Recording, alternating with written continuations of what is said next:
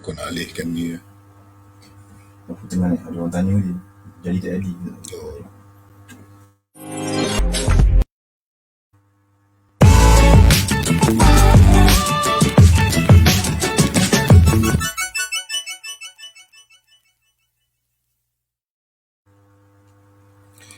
Assalamualaikum warahmatullahi taala wabarakatuh dan selamat malam saya ucapkan kepada semua yang ada bersama dengan kita pada hari ini.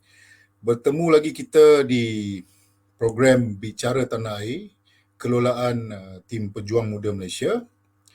Hari ini dengan satu topik yang saya kira agak menarik, green technology sebagai sumber pendapatan. Sebelum tu, izinkan saya perkenalkan diri saya. Nama saya Muhammad Akmal bin Muhammad Yusof, mewakili Pejuang Muda Malaysia, mengucapkan sekali lagi terima kasih kepada semua. Selamat datang. Untuk pengetahuan semua, tajuk kita pada ini ialah di dalam kerangka besar yang kita letakkan di dalam Community Empowerment through Green Technology, ataupun dalam bahasa Melayunya, pengayaan masyarakat melalui teknologi hijau. Hari ini saya tidak berkesorangan. Saya ditemankan oleh panel yang dijemput khas, The Agro Scientist Tuan Hishamuddin Wahid, iaitu pengusaha pertanian organik dan teknologi hijau. Assalamualaikum Tuan Hishamuddin, selamat datang. Waalaikumsalam, terima kasih Akmal. Sebelum tu, terima kasih saya ucapkan kerana sudi bersama dengan kita dalam program Bicara Tanah Air. Untuk pengetahuan Tuan Hishamuddin dan semua yang ada, sekali lagi saya bagi tahu, program Bicara Tanah Air ini merupakan satu program kelolaan pejuang muda yang membawa topik-topik yang memberi kesedaran umum untuk all walks of life. Cuma hari ini tajuk kita ialah green technology sebagai sumber pendapatan. Sebelum kita terus pergi ke program kita, izinkan saya memperkenalkan panel yang ada dengan kita pada hari ini. Saya kira boleh kalau kata lebih santai kalau saya panggilkan, rather than Tuan Hishamuddin, saya panggil Abang Budin, sebab memang nama samarannya Abang Budin. Boleh bang Saya panggil Abang. Boleh Abang. Boleh bang Okay, terima kasih. Boleh. Sedikit pengenalan bang untuk panel kita. Abang Budin sebagai nama pasta merupakan pengusaha pertanian organik dan juga berasaskan teknologi hijau. Mempunyai latar belakang dalam bidang perbankan dan pemasaran. Namun begitu, sekarang beliau memang menceburkan diri secara sepenuh masa dalam bidang pertanian organik di Malaysia. Terima kasih bang kerana sudi dengan kita sekali lagi. Tapi saya ada satu soalan sebelum kita pergi ke tajuk-tajuk yang lain. Soalan saya yang pertama kepada abang, okeylah, sebelum saya tanya soalan, untuk soalan, banyak lagi soalan saya akan tanya kepada abang. Saya nak kenalkan dulu dekat abang. Pertama kita akan buat sedikit pengenalan. Lepas tu kita akan ada 4 tajuk utama yang kita akan bincangkan. Segmen 1, 2, 3 dan 4 sebelum kita menutup. Jadi tujuan kita hari ini, kita nak bagi kesedaran secara umum kepada semua yang ada bersama dengan kita, dengan masyarakat kita, terutama yang muda, untuk sama-sama turut terlibat dalam green technology. Pada masa yang sama, mereka boleh ada idea untuk menjadikan green technology ini sebagai sumber pendapatan mereka ataupun sumber perniagaan. Soalan saya bang, bagaimana Abang Budin boleh melibatkan diri dalam bidang pertanian organik ni, yang saya kira sangat tersasar jauh daripada bidang perbankan dan pemasaran. Dan bagi saya, pasti bidang pemasaran dan perbankan ni mungkin memberi satu pendapatan yang lebih, ataupun orang kata lebih selesa dan lebih famous berbanding dengan pertanian. Macam mana abang boleh tersasar dan terus dalam bidang Ya, silakan bang. Okey. Terima kasih Akmal. Assalamualaikum semua. Bismillahirrahmanirrahim. Um, Sedikit pengenalan tentang diri saya dan macam mana saya terlibat walaupun background saya lain, and then end up dengan boleh katakan so-called green technology lah.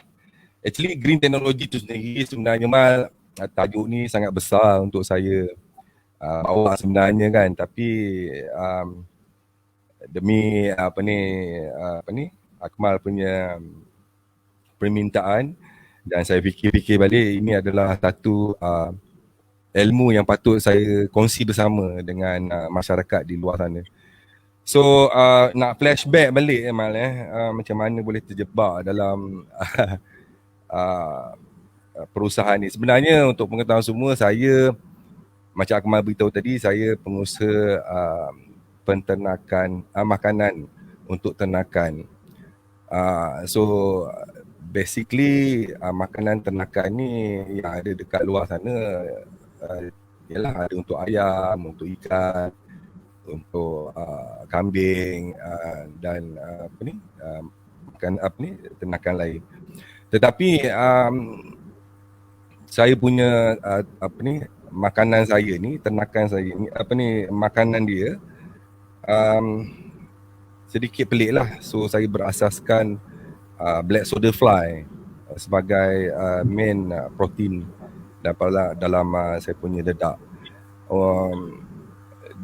Bukan setakat black soldier fly yang ada dalam makanan saya sebagai diet untuk ayam, untuk itik dan sebagainya. Saya juga berjaya menghasilkan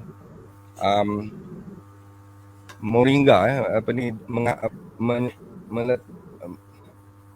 mencampurkan moringa dan black soldier fly ke dalam diet makanan ayam.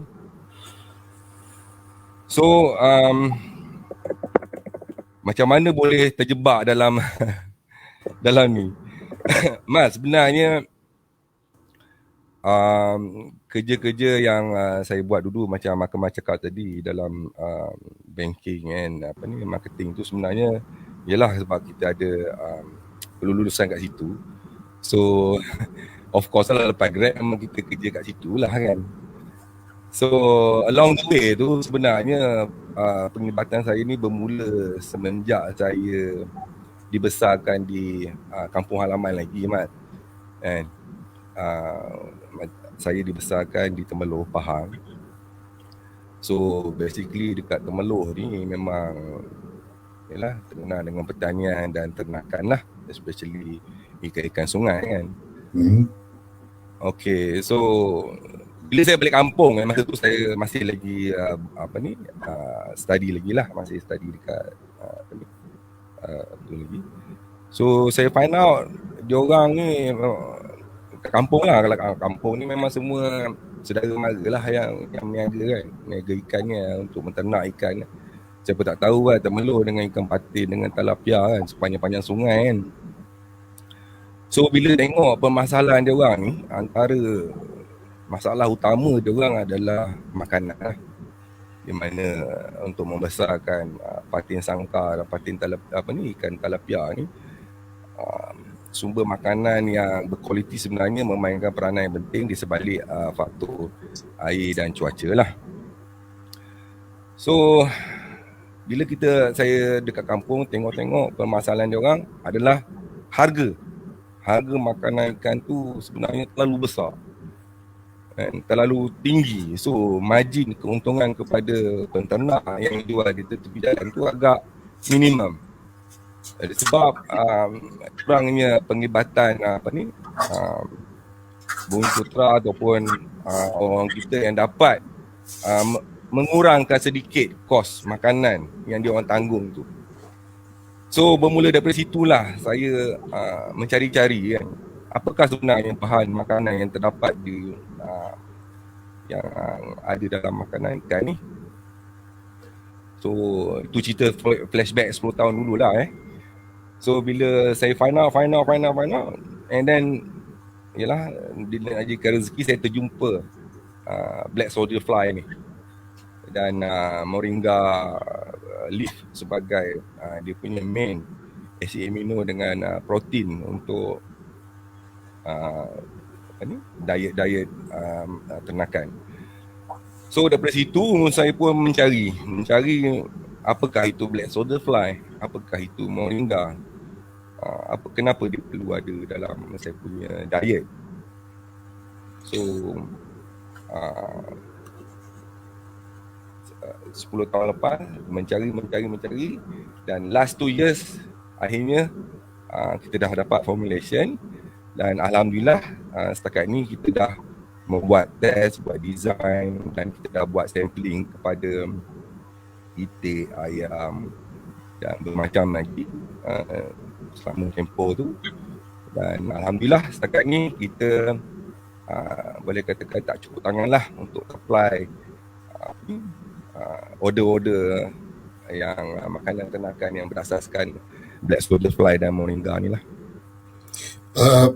Abang Mudin, saya agak bukan keliru, tapi tadi saya ada pick up 2-3 frasa ataupun perkataan yang Abang Mudin sebut.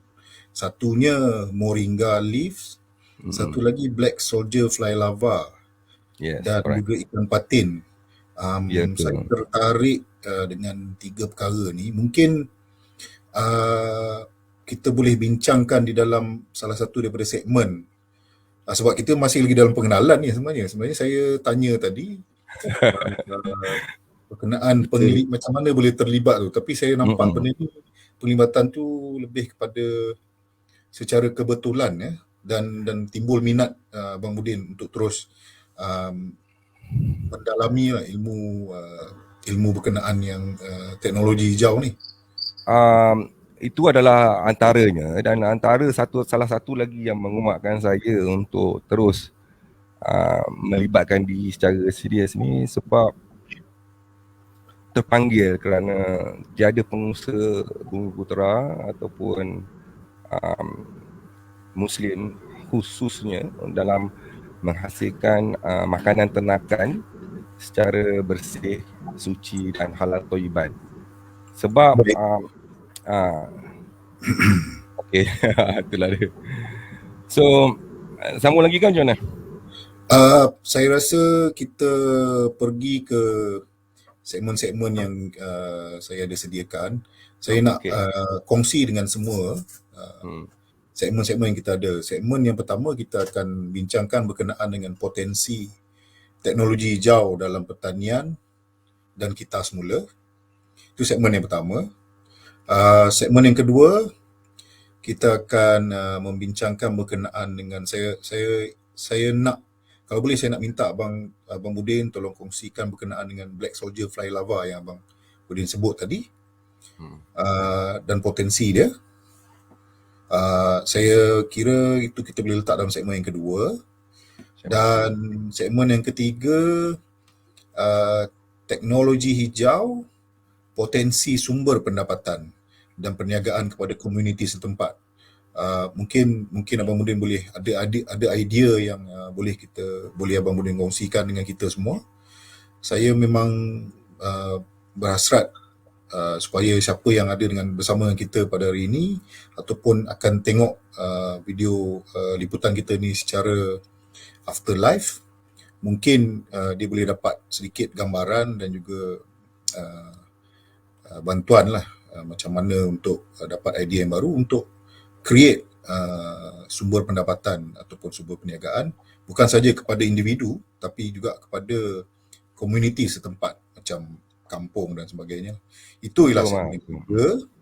Dan segmen yang last kali terakhir ialah tindakan yang boleh kita ambil oleh kita semua. Jadi kita bagi tahu potensinya apa dan kita bagi tahu apa kebaikannya kepada komuniti.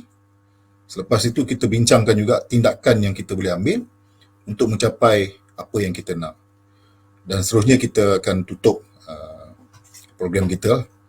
Jadi saya kira tajuk hari ini dan segmen yang kita dah tetapkan ni insya-Allah dapat bagi manfaat kepada semua yang ada dan semua yang akan tengok video ni selepas ini. Okey bang. InsyaAllah. InsyaAllah. Soalan segmen yang pertama, potensi teknologi hijau dalam pertanian dan kitar semula. Di sini perkataan ni kalau kita tengok, kalau waktu belajar SPM dulu, kalau kita ambil tengok ni ada 6 perkataan. Memang 6 perkataan ni kita kena tulis 180 patah perkataan.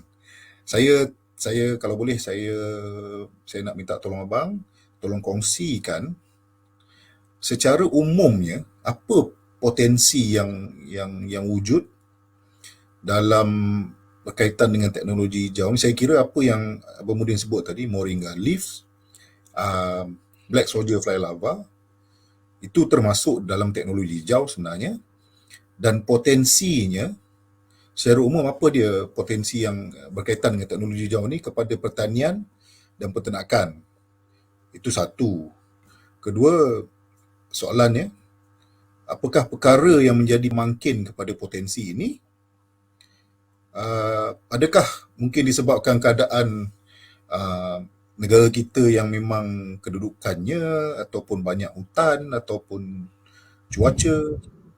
Mungkin Abang Mudin boleh kongsikan secara umum dulu apa potensinya dan juga apakah pemangkin kepada potensi itu, dan juga kemungkinan pemangkinnya adakah cuaca ke ataupun keadaan negara kita yang memang Allah bagi sebegitu ke?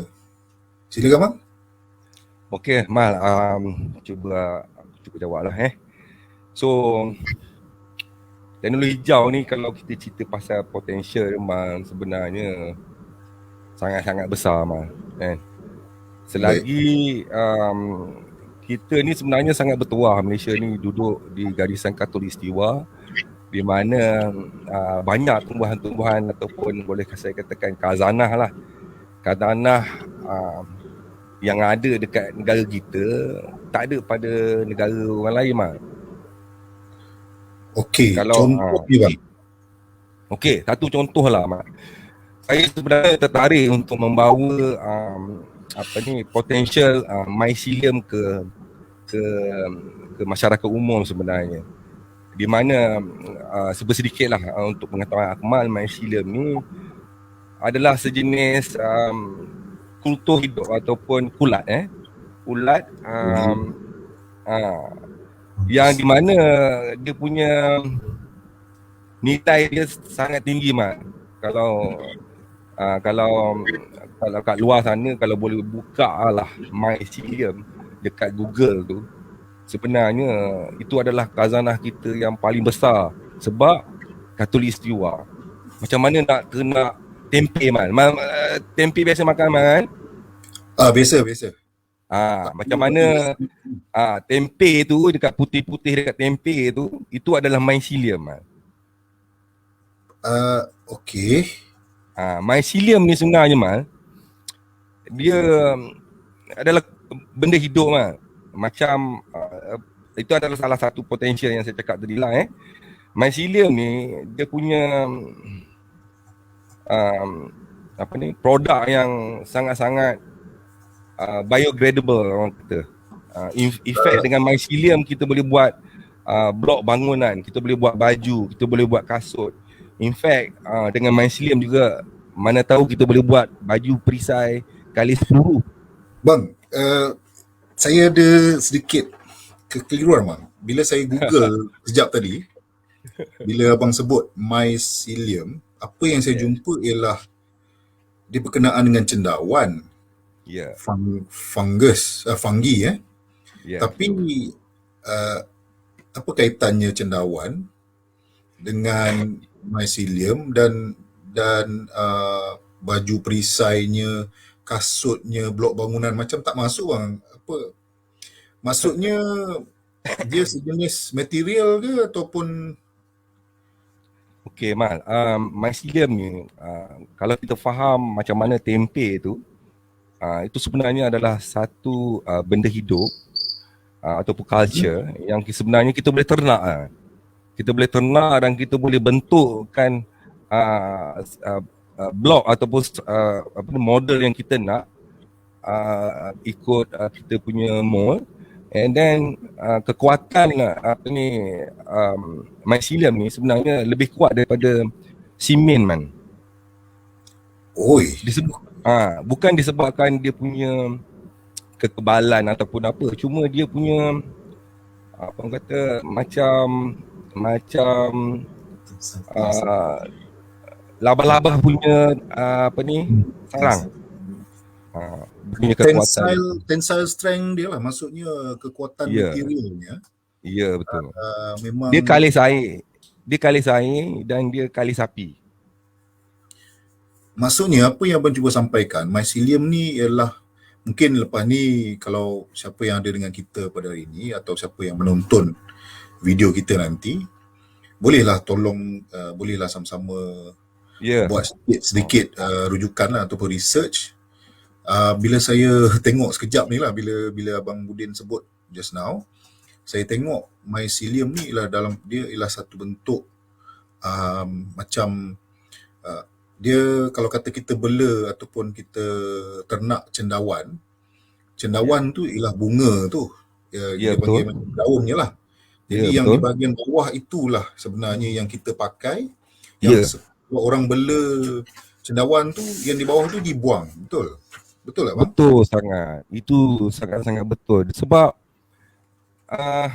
yelah, mungkin sebab knowledge ataupun informasi ataupun objektif dia adalah untuk mengeluarkan cendawan, which is dia nampak cendawan is dia punya main value. Tapi sebenarnya di sebalik penternakan cendawan dia tu, sebenarnya secara automatically dia telah menternak mycelium. Dan disebabkan ketidakketahuan dia itu adalah mycelium, and then dia let go lah, dia buang lah. Okey, satu lagi bila saya Google ni, saya jumpa perkataan organic composite. Material organik lah, itulah yang saya rasa ni. Dan benda ni boleh dihasilkan daripada benda yang memang ada dan selalunya dibuang.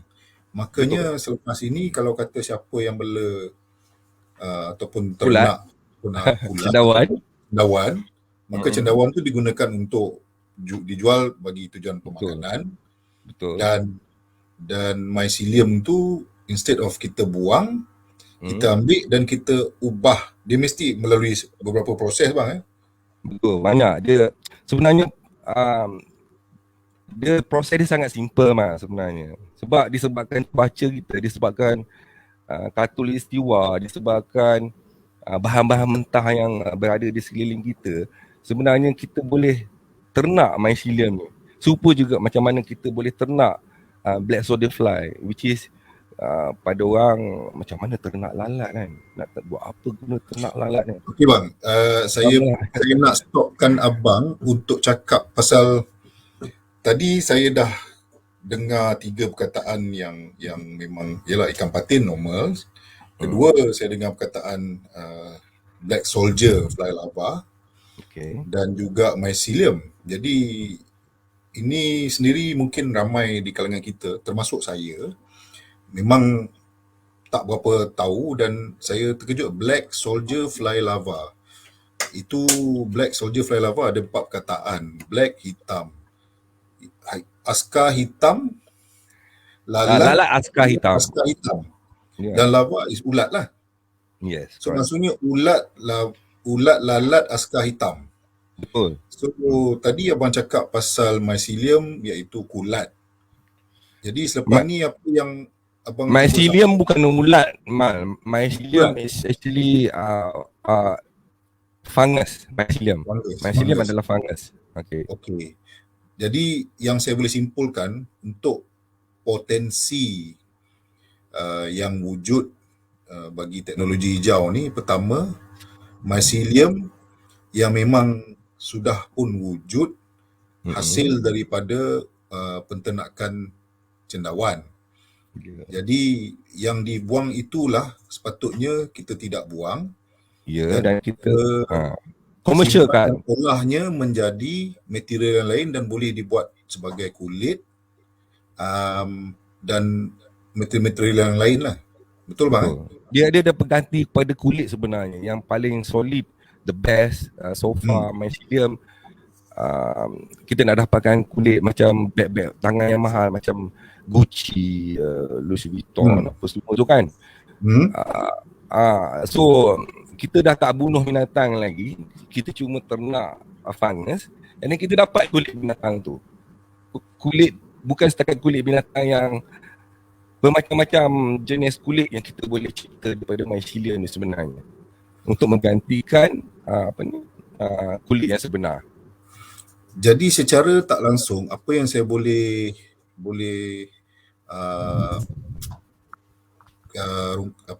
summarize kan untuk potensi ialah mycelium ni ialah orang bela cendawan.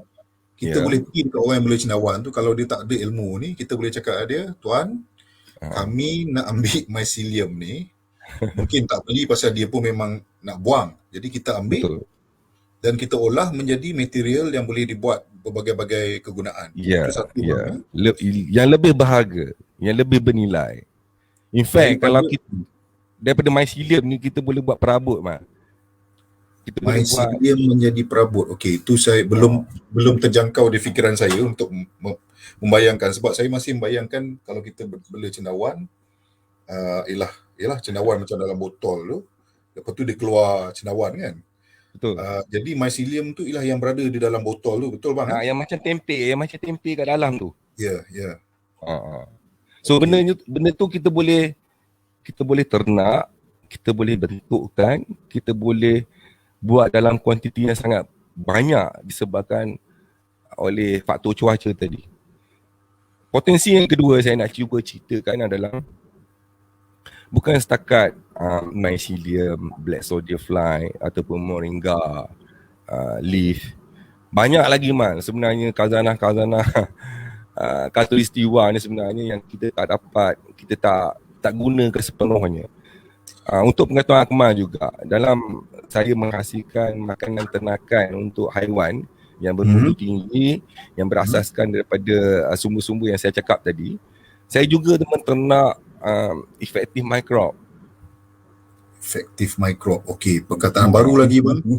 Banyaknya perkataan baru saya belajar ini. Baik bang, terima kasih. Okey, effective microbe. Effective microbe ni sebenarnya kita boleh ternak dia dan dia menjadikan satu bahan utama dalam pertanian, di mana untuk menggantikan baja-baja yang sintetik, baja-baja kimia. So sebenarnya kita boleh buat baja kita sendiri dengan teknologi effective microbe, di mana effective microbe tu kita perlu simpan dan perlu matang pada satu-satu ketika, dan kita tambahkan makanan dia, kita ternak dia dengan molasses dan proses penapaian, proses fermentasi. Dan lepas 14 hari, 21 hari, kita dah boleh gantikan dah baja-baja yang ada dekat pasaran tu. Dan in fact itu adalah bahan utama saya, di mana saya nak panggil black soldier fly dan juga menternak mycelium ni. Okey, ini ada perkataan baru lagi. Bang baru je cakap tadi, panggil black soldier. Mungkin itu kita akan letakkan di dalam segmen kita yang kedua. Saya rasa saya akan khaskan segmen kedua kita nanti untuk bincang lebih dalam berkenaan dengan ulat lalat askar hitam ni. Okey. Tadi untuk potensi, bagi tajuk yang potensi ni, tadi abang ada sebut moringa leaves, ada sebut mycelium, ada sebut effective microbe. Dan effective microbe. Ada 4 bang. Jadi effective microbe ni, kegunaan dia pun cakap untuk menghasilkan baja. Ya. Dan dia terhasil daripada bahan buangan ke ataupun bahan? Ya, dia terhasil daripada proses penapaian sebenarnya. Proses fermentasi. Fermentasi liquid ataupun cecair. Fermentasi daripada bahan buangan, bahan organik. Main utama dia adalah buah-buahan. Okey, jadi Ah, maksudnya apa yang abang cuba sampaikan kat saya, so far, mycelium ni contohnya datang mm-mm. daripada benda yang memang dibuang, kita olah menjadi produk Ya, dan produk yang berharga betul. tinggi. Satu. Ya, Begitu satu. juga dengan efektif microbe yang juga terhasil daripada bahan buangan organik saya kira Mm-mm. sebab buah-buahan Ya, ya. dan boleh terhasil daripada menggunakan proses penapaian iaitu itu pun termasuk di dalam teknologi hijau, um, menghasilkan satu produk yang lain dan boleh membantu ke arah penambah Pertanian. penambahbaikan harga ataupun value Struktur added tanah. lah. Oh. Mm-mm. Okey. Itu saya rasa kita baru bersembang dalam setengah jam. Potensi, Kita potensi. dan kita baru bersembang tentang segmen pertama. Kita dah ada 4 benda yang pertama. Saya suka untuk ulang benda ni bang supaya uh, orang-orang yang ada bersama dengan kita hari ni dapat idea ni supaya dia terus dia boleh Google Soalan. dan juga buat rujukan, dan kalau ada soalan saya silakan kepada semua untuk ni. Oh, dah ada soalan dah pun. Ada Uh, dah. dah ada dah bang, nanti saya bacakan sekejap. Kalau kita nak apply automation untuk green tech, kosnya agak mahal tak? Oh, ni sedikit di luar tajuk tapi masih lagi green tech. Automation ni saya kira mungkin nak letakkan yalah untuk automasi lah supaya mungkin boleh menghasilkan dalam kadar yang lebih cepat. Boleh. Tapi harganya mungkin agak mahal bang. Itu soalan dia yang saya kira. Of course lah, kalau kita nak commercialkan dia, of course dia come out dengan sedikit cost lah untuk lebih efektif kan. Hmm. Tapi This, green tech tu dia automation of green tech tu dia kena khususkan, dia kena pengkhususan kepada mana. Sebab soalan dia tu agak besar. okay, Automation mungkin on green tech. Ke arah mana? Kalau ke arah peternakan black soldier fly, of course boleh. Ke arah peternakan mikroorganisma pun boleh. Dan dah ada orang buat. Automation of mycelium also boleh buat. Kalau kita boleh tengok negara-negara luar, benda-benda yang saya cakapkan ni bukan setakat buat dekat belakang rumah je Mal. Dia dah buat kilang yang sangat besar. Kalau kita tengok Germany, kita boleh tengok Thailand, kita boleh tengok Singapura, kita boleh tengok Indonesia yang paling dekat dengan kita. Di mana mycelium ni tak cukup tangan dia orang hasilkan sekarang ni. Di waktu pandemik saja. satu lagi bang, ada satu lagi soalan. Soalan daripada Ashraf Ilham. Pada pendapat Abang Budin, bagaimanakah kita boleh mengkomersialkan teknologi hijau untuk manfaat beberapa industri di Malaysia seperti pertanian, pembuatan dan pembinaan? Saya rasa tadi Abang Budin baru share berkenaan dengan mycelium yang boleh digunakan satu untuk perabot dan juga blok bahan binaan. Betul bang? Kulit. Pengganti kulit haiwan. Pengganti kulit pun boleh. Jadi saya rasa kita baru saja menjawab soalan daripada saudara Ashraf Ilham.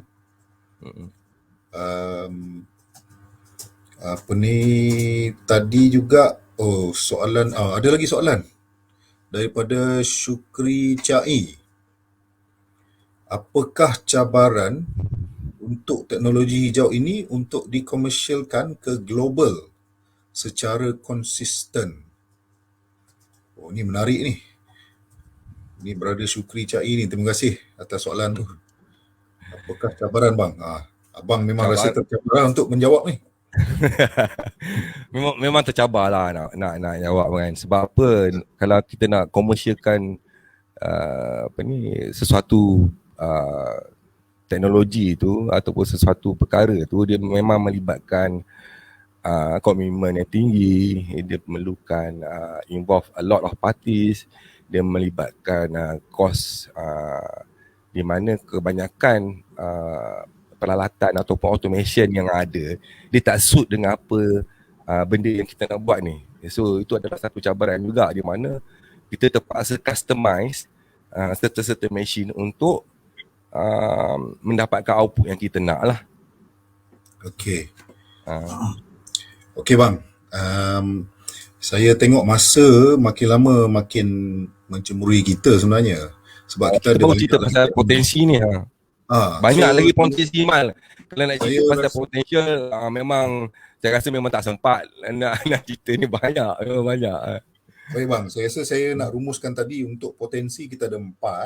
Kita ada bincangkan berkenaan dengan Black Soldier Fly Lava secara umum dan juga mycelium yang memang terhasil daripada bahan buangan organik.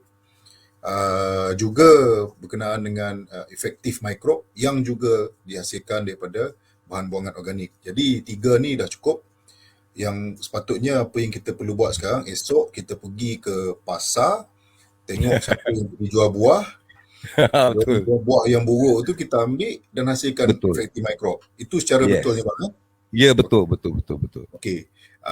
Itu yang saya boleh rumuskan lah. Itu potensinya. Sekarang kita masuk dengan sedikit mendalam. Kita pergi ke segmen yang kedua. Ulat lalat askar hitam Yes. untuk makanan dan recycling. Okey bang, ini satu, kalau ada orang yang ada jenis orang bila dia tengok ulat lalat, dah lah ulat lalat pula, lepas tu askar hitam. Okey. So perkataan tu memang tidak membawa kepada pemandangan yang indah lah bagi saya. Okey. Kita dengar ulat pun kita dah selera memang dah patah. Apatah lagi lalat dan juga askar hitam. Okey. Lepas tu dia pula untuk makanan recycling. Cuba abang kongsikan sikit bang. Apa kaitannya ulat lalat askar hitam ni dengan makanan? Satu. Mungkin abang boleh tu pun ada soalan tu daripada Nan ZJ. Apa tu Black Soldier Fly Lava? Tengok. Brother, saya pun ada soalan yang sama. Ulat lalat askar hitam. So, lepas tu pula untuk makanan dan juga recycling. Kalau Abang Budin boleh sharekan sikit bang. Pertama, apa kaitan ulat ni dengan makanan? Bunyi memang sangat pelik bagi saya. Dan yalah, kalau boleh abang tolong kongsikan secara ringkas. Okay, Mak. Black Soldier Fly Lava, singkatan dia BSFL. So kalau Black Soldier Fly dia BSF. So Black Soldier Fly ni sebenarnya lalat askar hitam lah. Lalat askar hitam which is bukan lalat rumah ataupun lalat yang kita nampak biasa ni. Langau ke bukan. Dia sebenarnya very unique Black Soldier Fly ni. Dia tak ada mulut. Dia bukan pembawa penyakit. Tetapi dia mempunyai protein yang sangat tinggi. Di mana dalam research saya, Black Soldier Fly ni kalau kita gantikan dengan makanan yang sedia ada dekat dalam komersial punya makanan ternakan, sebenarnya kita boleh gantikan one to one dengan nilai yang lebih tinggi. Okey, apa yang saya nak cuba terangkan dekat sini adalah dalam pembuatan makanan ternakan, saya memerlukan certain ataupun kadar protein untuk melengkapkan formulasi saya untuk menghasilkan pencapaian ayam untuk dituai pada hari ataupun pada waktu yang ditentukan. Okey. So, Black Soldier Fly ni kalau kita bekalkan ataupun kita ternak dengan bahan-bahan organik, dia mampu mencapai kadar protein pada 50 ke 55% protein, di mana dia sudah hampir kepada blood meal yang ada di dalam dedak komersial yang sekarang. Okay, so dia boleh ganti kan. Formula tu kalau dalam formula tu ada blood meal untuk protein yang menghasilkan 88%. So saya boleh gantikan black soldier fly dalam bentuk meal ke dalam formula saya tu. Abang Budin, tadi abang kataan blood, maksudnya darah, Ya. digunakan dalam penghasilan dedak. Dan Betul. itu adalah sebenarnya sumber protein Ya. kepada dedak tu dan dimakan oleh ayam dan sebagainya lah. Sekarang ni Betul. soalan saya, darah tu datang daripada mana bang? Okey, Ini saya tak boleh nak declare kat sini blood tu datang daripada mana, which is itulah sudah tanggungjawab saya untuk menggantikan dengan benda yang lebih suci, which is saya gantikan darah tu, darah protein tu dengan black soldier fly ni tadi. Jadi apa yang abang cuba sampaikan, kegunaan black soldier fly larva ataupun ulat lalat askar hitam ni ialah daripada ulat tu sendiri yang mempunyai kadar protein yang tinggi, kita tambah dia di dalam Diet makanan kepada dedak tu, ya. dan itu diberi kepada ayam sebagai sumber protein lah. Maksudnya kalau ayam tu makan dedak tu mengandungi protein yang tinggi dan abang cakap tadi mungkin lebih tinggi daripada kandungan protein yang ada di dalam Betul. darah. Betul bang eh? Betul. Ini satu benda yang menarik bagi saya pasal kalau kata, sebab ni perkara baru juga bila saya tahu yang sebenarnya dedak ni dia ada protein dan protein tu datangnya daripada darah. Tak semualah, tak semua dedak tu ataupun semua yang ada di luar sana dia menggunakan darah sebagai protein. Tapi kalau sebab apa darah yang paling murah di luar sana? Darah dibekukan dan dijadikan tepung, and then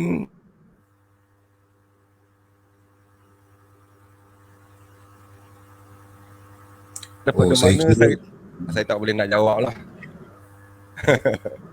Okey. Tak apa bang, kita simpan bab darah tu.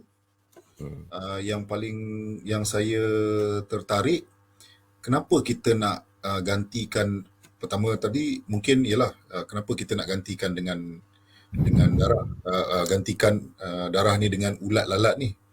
Ulat lalat ni pula datang daripada mana bang? Kenapa kita nak bela ulat ni? Okey. Sebenarnya black soldier fly ni, lalat hitam ni, dia dekat Khatulistiwa, dekat cuaca Malaysia ni, sebenarnya dia sangat-sangat sesuai dan dia memang berada di mana-mana. Cuma kita ni tak nampak sebab dia memang keluar ataupun landing ataupun berada pada tempat-tempat tertentu kerana cycle dia terlalu pendek mak. Cycle black soldier fly hanya 44 hari. Okey. So dengan 44 hari ni tadi kita boleh susun atur dia punya proses tu daripada pre-pupa, pupa, larva, and then sampai kepada protein dia yang tinggi pada umur 15 ke 18 hari. So waktu tu kita tuai ulat tu dan kita jadikan, kita melalui proses dan kita jadikan dia tepung, dan itu adalah bahan utama saya untuk menghasilkan makanan ternakan untuk customer saya lah. Jadi segmen ni sebenarnya black soldier fly larva, apa yang kita nak bagi tahu dekat orang di luar sana, pergilah bela ulat ni banyak-banyak. Tapi saya nak tanya bang satu, kita nak bela ulat ni, kita mesti nak bela something, benda yang hidup. pasti kita nak kena bagi dia makan. Betul. Apa yang kita bagi makanan tu? Okey. Nanti perlukan duit pula. Mal, itulah Black Soldier Fly ni sebenarnya bukan saja sebagai sumber pendapatan untuk orang macam saya, tetapi dia juga sebenarnya adalah satu solution untuk waste management kepada komuniti ataupun kepada negara keseluruhannya. Sebab kalau kita perhatikan jumlah sampah yang ada dekat Malaysia ni sangat-sangat tinggi, and especially kalau festival ataupun yalah, Malaysia memang kaya dengan makanan. So tapi tanpa kita sedari, boleh katakan 100% sampah yang menggunung tinggi dekat tempat sampah tu, 60% adalah bahan organik, Mal. Sepatutnya 60. Kaitan BSFL ni dengan sampah ni apa bang? Adakah abang cuba sampaikan yang kalau saya boleh faham lah, ulat ni makan sampah tu? Okey, Mal. Black Soldier Fly ni yang berumur 44 hari ni tadi, cycle dia adalah bila dia jadi larva, tugas dia adalah makan saja. Dia makan bahan-bahan organik. So dia boleh menghabiskan ataupun dia boleh melupuskan bahan-bahan organik dalam masa yang sangat singkat, tetapi melalui sedikit proses lah. Okey. So macam buah, sayur, nenas, apa buah-buahan yang tak dibuang, yang telah yang sepatutnya dihapuskan, kita boleh hancurkan dan kita boleh bagi makan kepada Black Soldier Fly ni sebagai sumber makanan dia orang. Sebab bila dia akan makan non-stop, Mal. Dia akan simpan ke dalam mass body dia untuk dia menjadi lalat balik. Dan bila lalat dia menetas menjadi lalat, dan dia akan bersenyawa, dan dia akan bertelur, dan dia akan mati, dan telur dia tu akan sambung balik riwayat dia. Bukannya baru-baru, Mal. Dia ni dah memang daripada sejak asali je, Mal. Daripada dulu lagi sejak diciptakan. Cuma kita je lah yang tak tahu. Okey bang, tadi dengan potensi kita ada cakap 4 benda kan. So salah satunya tadi BSFL lah yang kita bincang ni. Tadi abang ada cakap pasal buah, sayur-sayuran yang terbuang. Jadi saya kira sekali lagi, kalau siapa yang ada dengan kita sekarang ni, tindakan kalau saya ada peluang, saya akan pergi ke pasar borong contohnya. Kita akan nampak banyak sayur-sayur yang dah saya kira luput ataupun dah sedikit rosak dan dia akan dibuang. Termasuklah buah-buahan. Jadi kita ambil benda tu, kita hancurkan dia. Kita kena hancurkan dia. Makan kepada ulat. Ya, betul. Itu sahaja. Kita tunggu dia punya cycle sampai 15 hari, 18 hari, kita boleh tuai. Dan untuk pengetahuan Akmal, dia di pasaran sekarang boleh buka dekat Shopee, boleh buka dekat Lazada. Kalau 1 kilo Black Soldier Fly yang telah dikering, yang hidup, 1 kilo di Shopee harganya dijual pada kadar 50 ke 70 ringgit 1 kilo, Mak. Ui. Dan telur dia 5 gram tu boleh cecah sampai 20 ringgit, 30 ringgit. Sebenarnya lagi mahal daripada ayam sendiri. Ayam kita sekilo berapa je bang? Yalah mahal juga, tapi telurnya lagi mahal, telur ulat ni. Baik. Betul. Telur dia ni, Man, sebenarnya company di luar negara telah menjadikan dia satu sumber pendapatan di mana dia telah ekspor ke seluruh negara.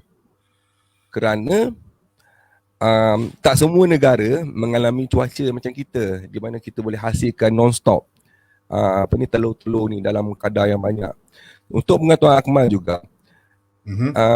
dengan cuba bayangkan telur yang mungkin dalam 1 ke 5 gram telur lalat ni, dia boleh menghasilkan 10 ke 20 kilogram black soldier fly yang pada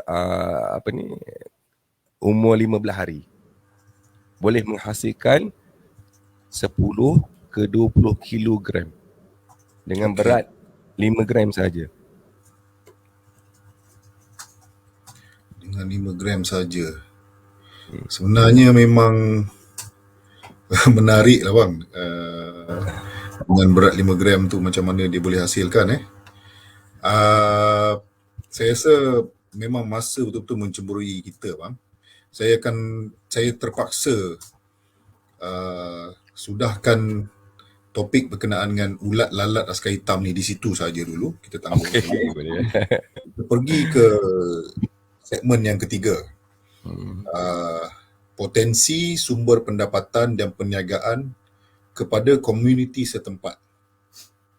Jadi macam tadi kita bincangkan banyak perkara dan semuanya tu terhasil daripada pembuangan ataupun benda-benda yang memang dibuang. Waste.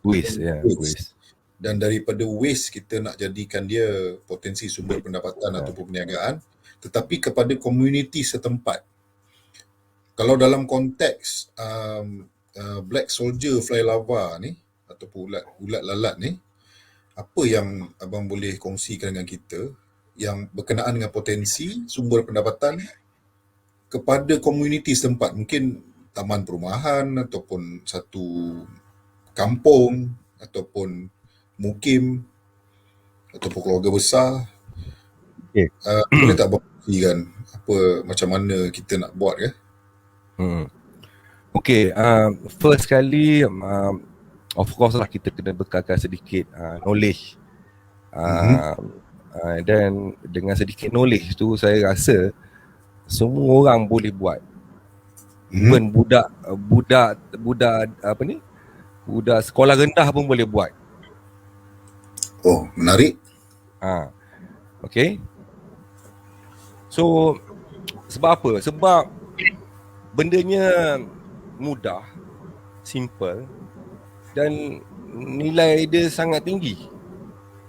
In fact, kalau saya boleh tukarkan betapa potensi dia ni, ibaratkan black soldier fly ni yang telah diovenkan ataupun telah digoreng, dia boleh menggantikan satu sudu black soldier fly yang telah siap pada kadar protein 50% dan 55% tu, dia boleh ganti sekeping steak wahyu yang ada dekat market tu, Mal.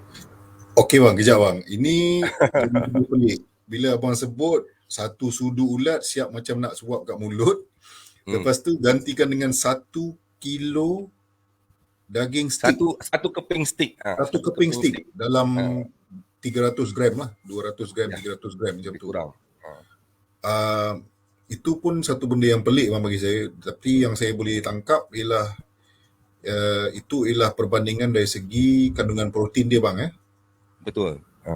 Okay. Itu adalah kalau kita tengok dekat luar negara, especially dekat belah-belah Eropah, sebenarnya kesedaran untuk menggantikan protein yang berasaskan daripada kriket, daripada black soldier fly, daripada jangan terkejut daripada cockroach, daripada cacing, sebenarnya dah semakin tinggi, meningkat di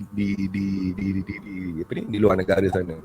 Kalau kita tengok Jepun, kita tengok dekat Itali, dekat Perancis, black soldier fly ni adalah satu bahan makanan yang telah topping atas kek ataupun atas makanan-makanan plate yang mahal-mahal di luar negara sana, especially belah Eropah, belah Perancis sana lah. Maksudnya dia jadi topping untuk kek. Yes. Dia dah Uh, boleh ganti, dah. Dia dah boleh jadi sumber untuk dimakan. oleh manusia. Ya. Dan protein dia lagi tinggi. Okey, ini saya okey bang, macam ni lah bang. Ha. Saya kira kalau kata kita nak sembang perkara ni sebab saya cukup tertarik dengan perkara ni, mungkin sebab saya suka kepada sains juga. At the same time nampak peluang ataupun potensinya tinggi lah kalau kata dah boleh jadikan sebagai makanan untuk manusia juga, dan nak menghasilkan ataupun nak menternak ulat tu menggunakan bahan-bahan yang terbuang. Saya kira kos untuk masuk ataupun entry cost untuk terlibat secara khusus ataupun secara penuh di dalam bidang ni memang sangat-sangat murah lah saya kira, pasal Sangat murah lah sebab asas dia adalah sampah organik. okey, Bahan mentah dia ataupun bahan makanan untuk menternak black soldier fly ni adalah sampah organik. So apa-apa sampah organik dia menghasilkan protein yang sangat tinggi lah, which is apa yang kita bagi makan dekat BSFL ni, itu adalah hasil yang kita nak nanti. I see. Okey, maksudnya kita bela ulat tu daripada sekecil-kecil ulat kita bagi dia makan contohnya sayur-sayur ataupun buah-buahan, tumbuh-tumbuhan yang memang sudah rosak, kita bagi dia makan dan dia daripada sekecil-kecil ulat akan menjadi sebesar-besar ulat dalam berapa panjang? Tempoh 15 hari. Tempoh 15 hari. Dia akan menjadi besar berapa panjang kalau boleh bagi satu? Dia sebenarnya black soldier fly ni kalau dia terus completekan selepas 15 hari, dia akan menuju kepada ke arah yang lebih matang, di mana dia akan bertukar color daripada putih ke brownish kepada kehitaman. Bila kehitaman tu dia dah bersedia untuk berhibernasi dan untuk menukarkan kepada kepompong dan jadi black soldier, jadi lalat hitam lah. Dan dia akan hidup selama 5 hari saja. Dan dia terus mati. Okey, maksudnya untuk potensi sumber pendapatan kepada komuniti setempat ni yang saya boleh ambil daripada apa yang abang kongsikan tadi ialah, saya katakan kalau kata kita ada di dalam satu kampung, Komuniti kampung, okey. Kampung yang pasti memang akan lebih banyak ulat tu wujud di sekitar kawasan tu. Memang disebabkan secara alaminya memang ulat tu sentiasa wujud di persekitaran kita. Betul ya bang? Betul. Memang secara alami memang dia berada di sekitar kita selagi dia khatulistiwa dan humidity dia, dan adalah beberapa kriteria, which is kriteria tu sebenarnya memang ada dekat cuaca kita. In fact, kalau kita tak perasan, kalau kita tak ternak ulat ni pun sendiri, ulat ni sendiri akan akan hidup. Di mana kalau kita tengok dekat tempat ternakan ayam, okey, di mana tempat-tempat najis dia tu sebenarnya memang ada tempat-tempat makanan dia, memang ada ulat ni. Okey. Jadi kalau macam tu saya nampak satu entry cost-nya sangat rendah. Sangat rendah, bukan seperti kalau kata kita nak buat bisnes burger contohnya. Burger yang ada di tepi-tepi jalan yang orang mula meniaga, kebanyakannya anak-anak muda kita. Itu pun dia mesti nak kena beli stallnya dan kena beli burgernya, simpan stok dan sebagainya. Tapi kalau kata kita nak jual, sebab saya nampak tadi abang ada sebut berkenaan dengan harga yang boleh dijual, harganya memang sangat menarik. Saya kira boleh mendatangkan pendapatan yang lumayan lah kalau dibuat secara serius dan secara komersial, number one. Number two, dari segi harga dia dah atraktif untuk dijual. Kedua, entry cost yang sangat rendah. Dan mungkin kalau macam tu, kalau kata untuk komuniti, kalau kata setiap rumah tu dia ada laman, kalau especially untuk di kawasan kampung ada laman yang besar. Mungkin di belakang rumah tu yang ada laman sikit, mungkin boleh digunakan untuk tempat untuk membela ulat tu. Pada masa yang sama, segala jenis sampah organik yang terhasil daripada rumah tu boleh dibuangkan di situ sebagai makanan kepada ulat secara tidak sengaja. Boleh menternak ulat tu, dan bila ulat tu dah besar, kita supplykan kepada orang-orang yang memerlukan seperti Abang Budin. Ya. Kalau bukan saya, sebenarnya dekat okay, let's say lah dekat Shopee, dekat Lazada sebenarnya Oh, ada? produk-produk ni sebenarnya sangat-sangat apa nak kata hot item lah. Okay. Dia so boleh check dekat Lazada atau dekat Shopee, Black Soldier Fly, which is yalah, boleh tengok sendiri harga dia. Dengan 100 gram boleh cecah sampai 20-30 gram, sedangkan benda tu datang daripada belakang rumah. Kalau nak ikutkan logik lah kan.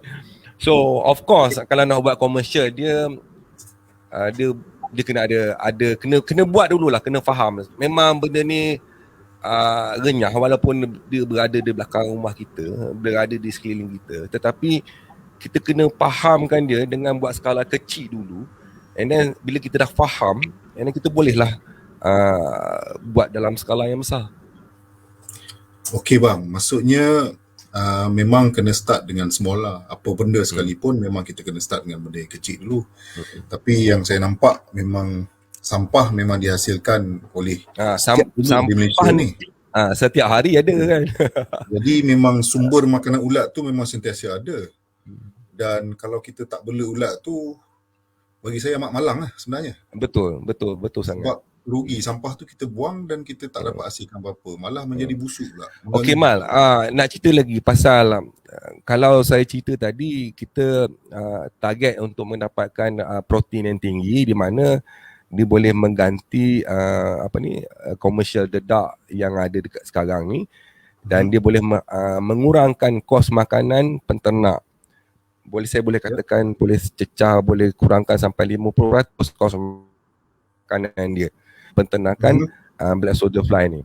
Okey, tetapi apa yang saya nak cuba highlightkan di sini, di sebalik nilai protein dia yang tinggi dan kos dia yang murah, sebenarnya even najis Black Soldier Fly ni pun ada guna dia, Mal. Di mana dia digunakan untuk menghasilkan baja untuk pertanian, di mana dia punya NPK dia sangat-sangat tinggi, dan dibolehkan jadi bahan komersial status organik.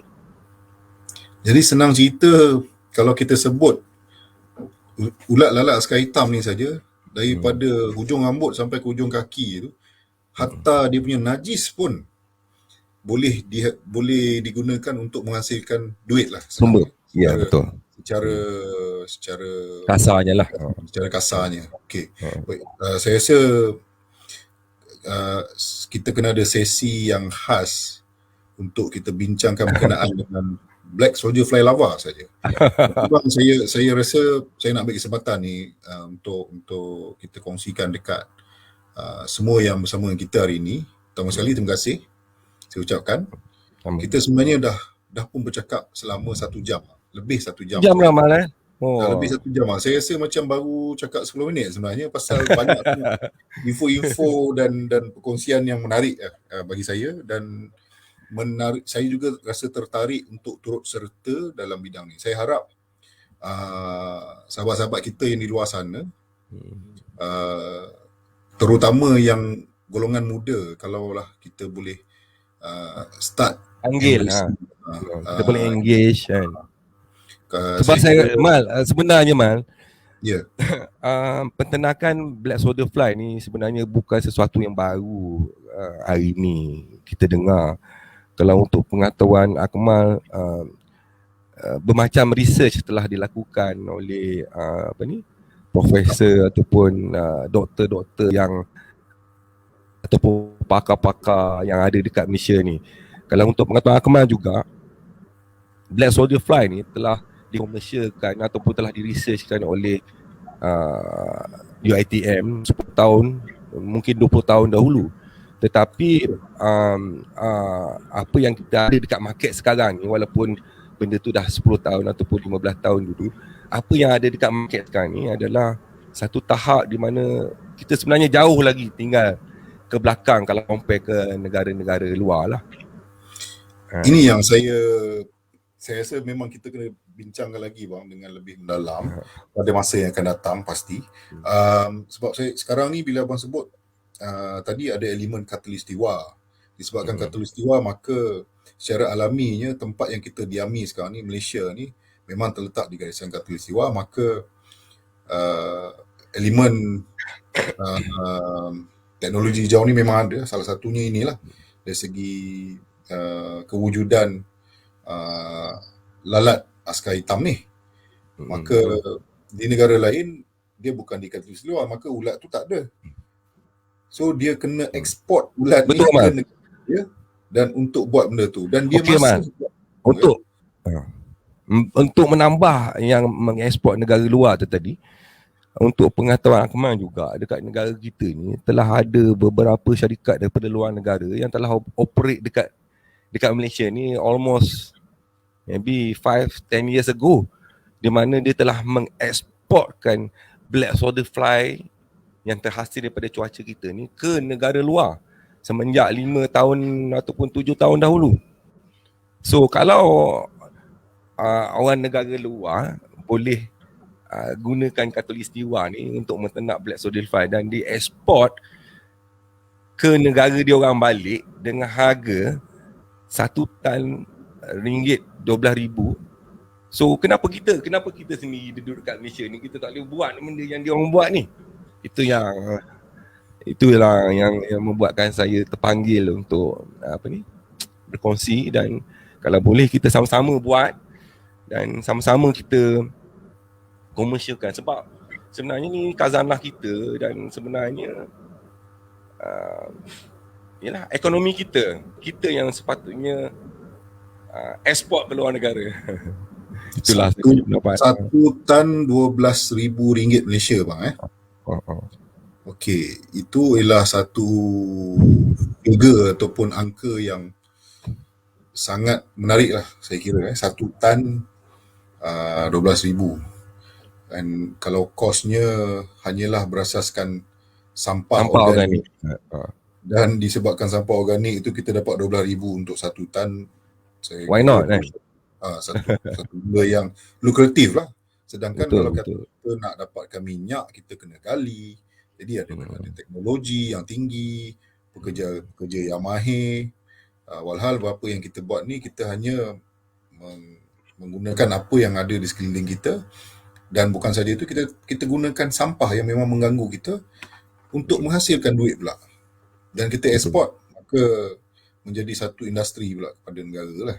Betul. Baik, bang, sebenarnya Mal, okey, saya cuma nak tambah, kalau misalnya lah kan, jika kalau melestarikan alam ni ataupun mengagungkan teknologi ni ke dalam masyarakat ataupun ketamadun kita yang ada, katakanlah kita flashback ke 10 tahun dulu kita dah buat benda ni.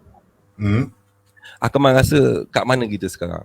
Cuba bayangkan kalau sekolah-sekolah telah diterapkan tentang maklumat ataupun sumber khazanah yang kita ada dekat sini. Kemungkinan 10 tahun dulu, kalau 10 tahun maknanya kalau 10 tahun dulu katakanlah sekolah ataupun diterapkan di sekolah, mungkin dia orang dah jauh dah sampai sekarang ni, mungkin lah saya rasa. Itu yang saya tertarik, sebab saya sendiri pun tidak pernah didedahkan dengan perkara ni sebetulnya. Terima kasih bang.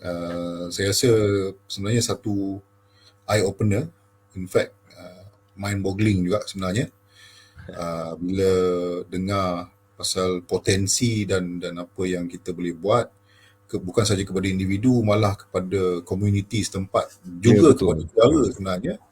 Betul.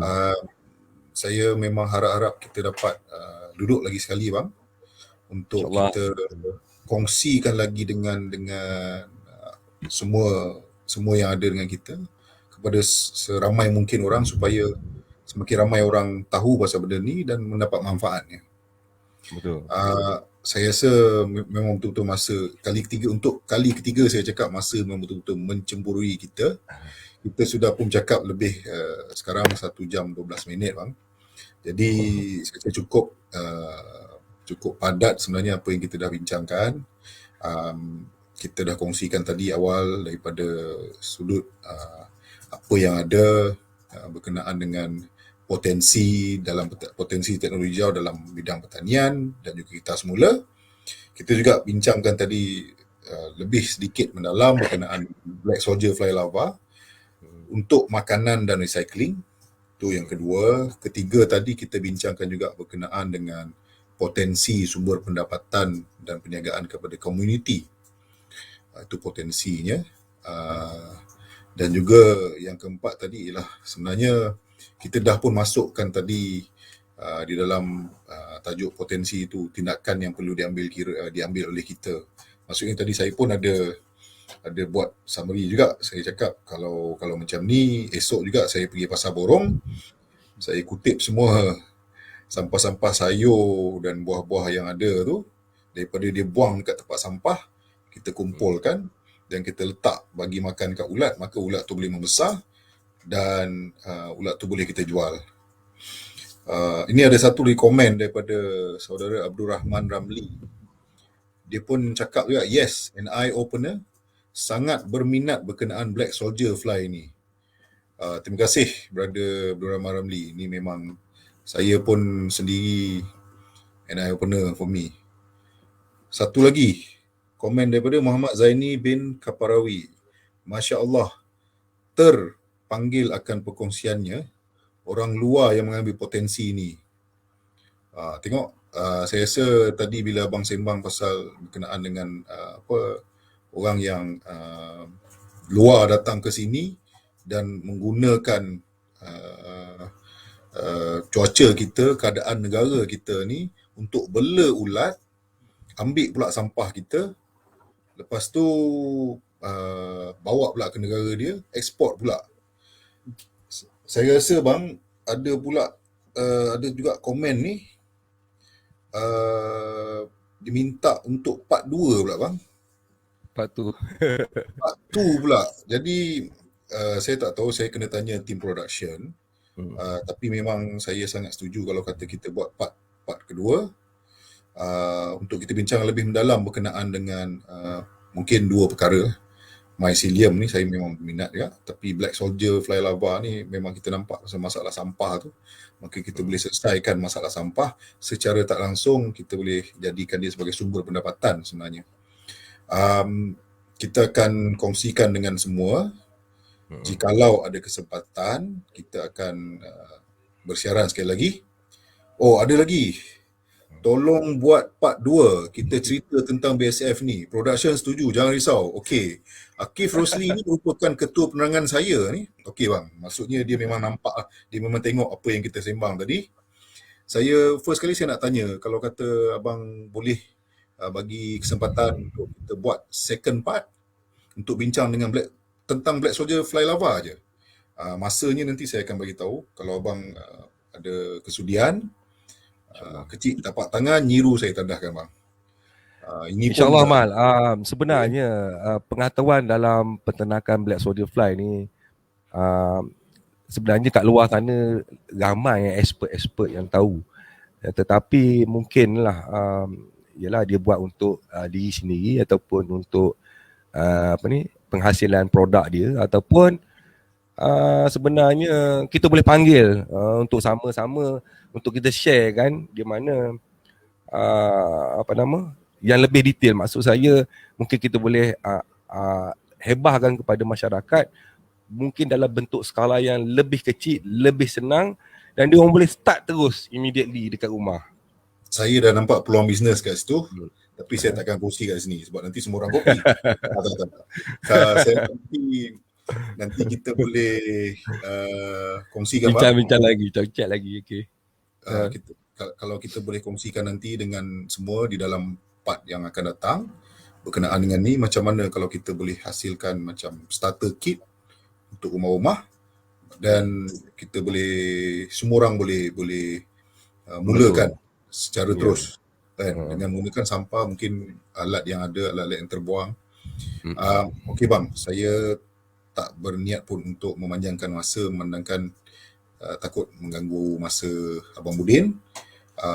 Sekali lagi bang, saya nak ucapkan ribuan jutaan terima kasih kepada Abang Budin aka The Agro Scientist. Tak adalah saintis man. Saintis tu besar man.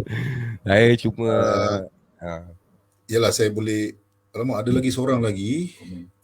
Sorry, tertinggal kereta api. Komen seorang lagi. Sorry, tertinggal kereta api. Menarik juga dengan bisnes ni. InsyaAllah. Lepas ni boleh lebih fokus dari segi pendapatan bulanan. Masya Allah. Saya rasa memang betul. Memang boleh menjadikan ni bukan pendapatan bulanan. Pendapatan tahunan pun boleh ni. Sebab memang sampah tu sentiasa ada. Tak pernah berhenti sampai kiamat, saya rasa. Ada komen lagi? Dah tak ada dah komen, saya rasa. Saya rasa, sekali lagi bang, terima kasih banyak bang. Terima kasih, jutaan terima kasih kepada Abang Budin sekali lagi, dan juga kepada semua yang ada bersama kita, yang akan tengok video ni selepas ini. Juga saya ucapkan terima kasih banyak-banyak. Semoga kita semua dapat manfaat daripada apa yang kita kongsikan selama lebih kurang sejam setengah. Saya juga nak ucapkan terima kasih kepada tim production yang membantu kita untuk menjalankan program Bicara Tanah Air pada hari ini. Saya kira memang mendapat traction yang baik juga, saya kira, melalui komen-komen yang bernas, dan ada juga permintaan untuk menjadikan program part 2 pula, ada sequel kepada program ni. So saya ucapkan terima kasih sekali lagi. Kalau Abang Budin ada last word, maybe 30 saat sebelum kita tutup. Ya. Mungkin nasihat kepada okey. Ya, apa ni, saya boleh share setakat itu dengan kesempatan yang ada. Sebenarnya kalau kita cerita pasal green technology dengan potential ni, sebenarnya panjang lagi nak cerita kalau apa ni yang kita boleh buat. Tetapi disebabkan masa dan fokus ataupun apa yang saya ada, so saya ketengahkan beberapa perkara tu yang saya cakap tadi lah. So saya harap perkongsian ni dapat ambil iktibar kepada suri rumah, kepada anak-anak yang sekolah, which is berhati-hati dengan benda yang kita buang tu, sebab apa-apa yang kita buang tu akan melibatkan alam sekitar. Dan kalau kita arif tentang alam sekitar, kalau kita sayang kita punya alam sekitar, dan kita kena recycle. So recycle dengan cara macam tadilah, di mana makanan-makanan tu, sampah organik ni kita letak ke setempat, dan kita boleh bagi makan kepada ulat, dan ulat tu sendiri dia boleh terus bagi makan ke ayam, ataupun suplemen kepada ikan ataupun kepada burung, dan hamster, lizard and whatever lagi lah. So sebenarnya benda ni peternak sendiri boleh, peternak ayam, peternak ikan pun boleh menternak ni, sebab dia sangat-sangat mudah dan dia boleh kurangkan kos sehingga separuh kos makanan untuk ternakan dia. So kalau kita buat secara komersial, of course kita boleh selesaikan banyak perkara dengan black soldier fly, dengan mycelium, dengan effective microbe ni tadi. InsyaAllah bang, mungkin kita harapkan satu hari nanti pihak Menteri Sains dan Teknologi dalam sekitar mesti kalau dia boleh pick up perkara ni, ataupun mungkin kita yang ambil tindakan ni dan kita ketengahkan, semoga akhirnya yang mendapat manfaatnya ialah orang ramai. Betul. Juga negara. Jadi regardless Saya lebih suka pendekatan yang sebegitu daripada kita hanya meletakkan satu perkara tu kepada di atas bahu seseorang ataupun satu entiti. Lebih baik kita mengambil tindakan secara di atas kapasiti kita sendiri dan kita pastikan tindakan kita tu boleh kita pastikan semua orang dapat manfaatnya seramai mungkin. Sebelum saya tutup, ada satu lagi komen bang. Minta maaf bang. Jangan risau Abang Budin, kita akan buat bersiri untuk green teknologi ini. InsyaAllah. Terima kasih kerana sudi membantu berkongsi idea dan ilmu dengan kami rakyat Malaysia. InsyaAllah ramai belia akan mendapat manfaat dari sesi ini dan sesi-sesi yang akan datang. Mantap Abang Budin, lepas tu ada tangan macam ni. 3 kali. Malaysia. So, tahniah bang. Saya rasa memang orang memang tengok dan sangat-sangat hargai apa yang abang kongsikan. Maka dengan ini, berakhirlah sudah program Bicara Tanah Air ini. Terima kasih bang sekali lagi Abang Budin. Alright, terima kasih. Saya Muhammad Akmal bin Muhammad Yusof, wakil dari Pejuang Muda Malaysia, ucapkan terima kasih sekali lagi kepada semua. Selamat malam dan semoga kita semua berjumpa lagi dalam siri yang akan datang. Stay safe, stay at home. Assalamualaikum. Assalamualaikum. Terima kasih.